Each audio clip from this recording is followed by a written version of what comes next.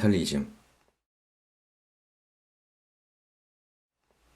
15일 국내 코로나19 확진자가 76명 추가되어 일간 신규 환자 수가 두 자릿수로 대폭 줄었습니다.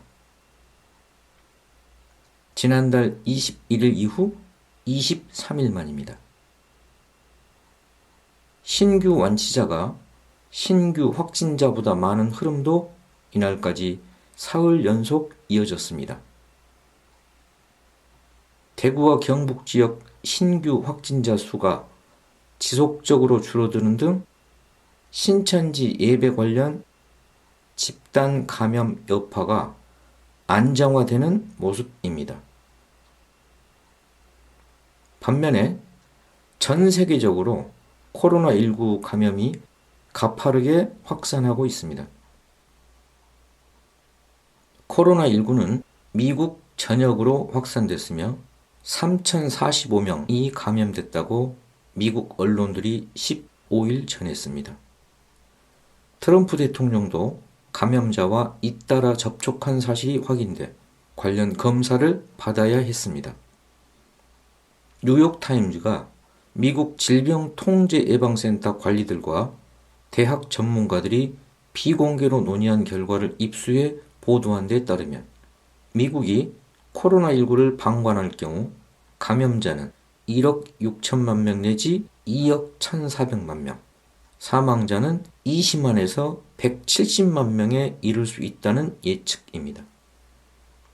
미국은 국가 비상사태를 선포했습니다. 미 전역에서 공립학교는 물론 다중이 이용하는 모든 시설의 폐쇄가 잇따르고 있습니다. 각종 종교와 스포츠 행사들도 올스톱 상태입니다. CNN은 미국인들의 일상생활이 거의 마비됐다고 하면서 미국 전역이 락다운 상태에 빠졌다고 전했습니다. 생필품 사재기 바람이 불어 대형마트와 식료품점은 사람들이 몰려와 물, 휴지, 통조림, 빵 등을 쓸어갔고 텅 빈 진열대만 덩그러니 남았다고 합니다. 유럽에서도 이탈리아에 이어 스페인, 프랑스, 독일, 영국 등이 확진자가 급증하자 비상사태 선포, 음식점 영업 금지, 휴교령 등으로 확산 방지에 안간힘을 쓰고 있습니다. 중국 다음으로 코로나19 피해가 큰 이탈리아의 바이러스 확산세가 수그러들 기미를 보이지 않고 있습니다. 14일 기준으로 이탈리아의 누적 확진자 수는 21,157명, 누적 사망자는 1,441명입니다. 특히 누적 사망자 수는 중국 사망자 3,199명의 절반에 육박할 정도로 상승세가 가파릅니다. 스페인은 국가 비상사태를 선포했습니다. 페드로 산체스 총리의 부인도 감염됐고 정부 내각의 장관 2명도 이미 확진자로 판명됐습니다. 마드리드, 바르셀로나 등 주요 도시를 포함해 스페인 전역에 걸쳐 이동 제한 봉쇄 조치에 들어갔습니다. AP통신은 스페인 당국이 차분한 대응을 호소했지만 일부 도심에서 시민들이 슈퍼마켓에 몰려가 생필품 사재기에 나섰고 여행객들로 늘 북적거리던 바르셀로나와 마드리드 거리들도 확연히 조용해졌다고 전했습니다. 프랑스 정부도 봉쇄를 강화하고 나섰습니다. 에펠탑, 루브르 박물관은 물론 프랑스 전역의 카페, 식당, 영화관, 나이트클럽은 모두 문을 닫도록 했습니다. 식료품점, 약국, 은행, 담배가게만 휴업에서 제외됩니다. 각급 학교도 문을 닫고 기업에는 재택근무를 권고했습니다.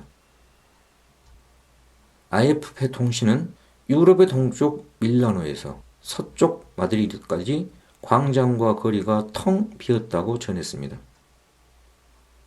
세계보건기구는 유럽이 코로나19의 진원이 됐다고 우려했습니다.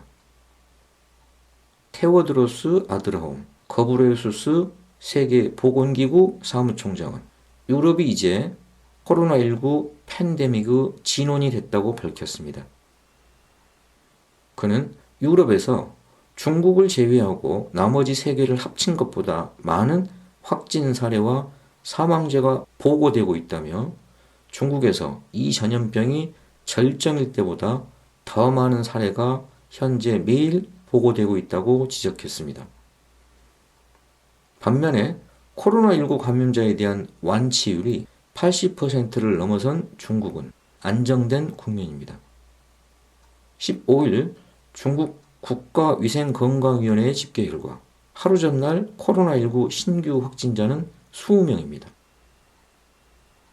이 가운데 4명은 우한에서 나왔으며 나머지 16명은 외국에서 중국으로 입국한 뒤 확진 판정을 받은 역유입 사례입니다. 중국에서 코로나19 역유입 확진자는 총 111명에 달합니다. 국내에서 코로나19에 대한 불안과 공포가 이전보다 진정된 시점에 새삼 돌아보게 되는 것은 다름 아닌 공포증입니다. 코로나19 감염이 국내에서 확산되던 초기에 중국 공포증의 조장 유포 양상이 심각했었습니다. 짱깨, 중국인은 바이러스 등 자극적인 중국인 혐오 표현이 넘쳤고 중국인 출입 금지를 내건 가게가 등장하기도 했습니다.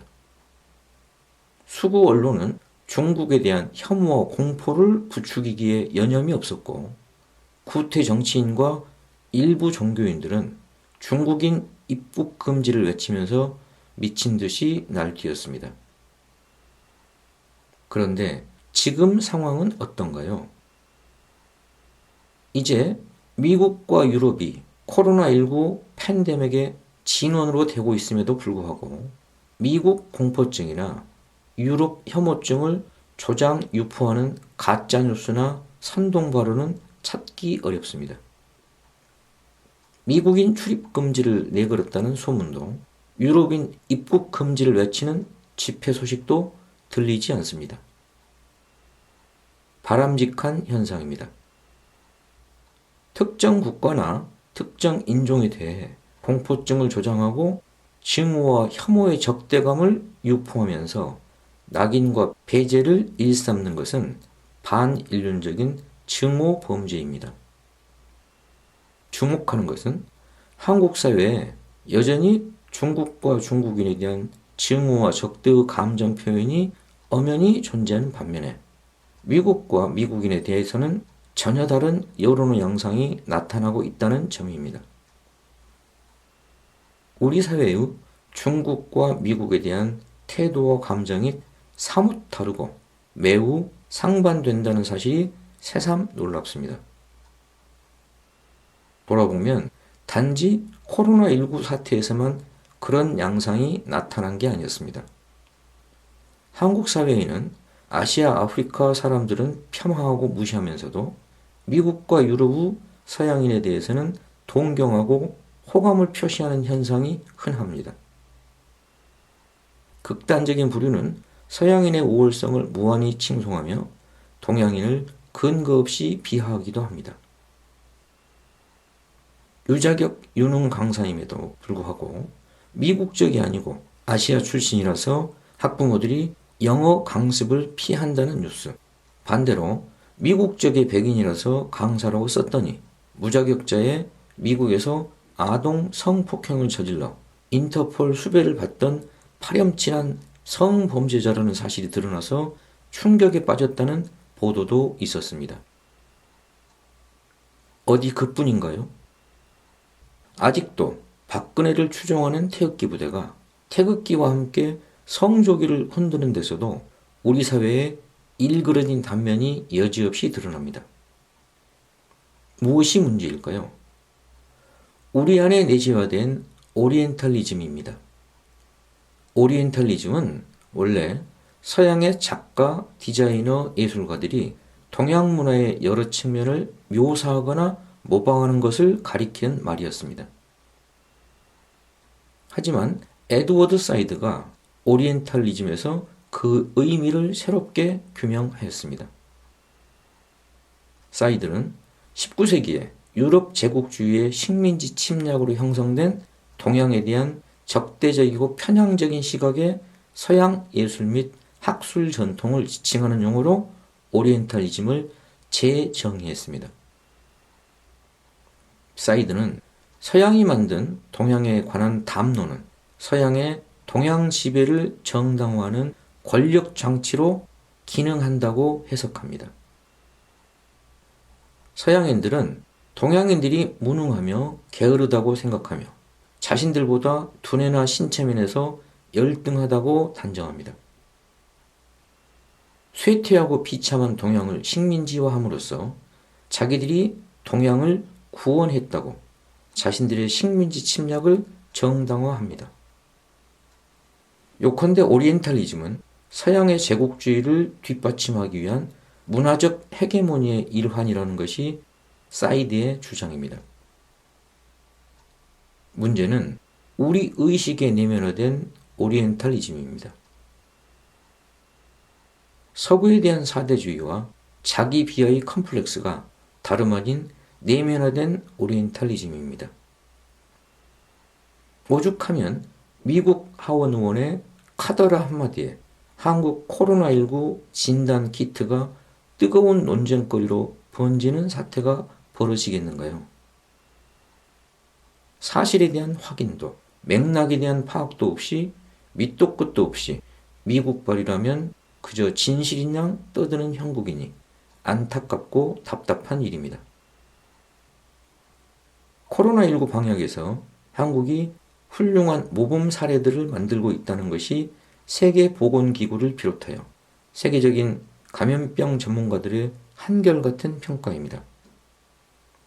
일부 서구 사대주의자들이 오매불망 추정에 맞지 않는 미국과 유럽의 정부 당국은 물론이고 관련 전문가와 언론의 평가 또한 다르지 않습니다. 미국과 유럽 나라들이 우리나라에서 시행한 방역 정책을 따라 배우고 도입하기도 합니다. 우리 안에 오리엔탈리즘에 대한 성찰이 필요합니다. 언제까지 자기 비하와 자기 부정의 사대주의 노예로 얽매인 채 누워서 침 뱉고 있을 것인가요?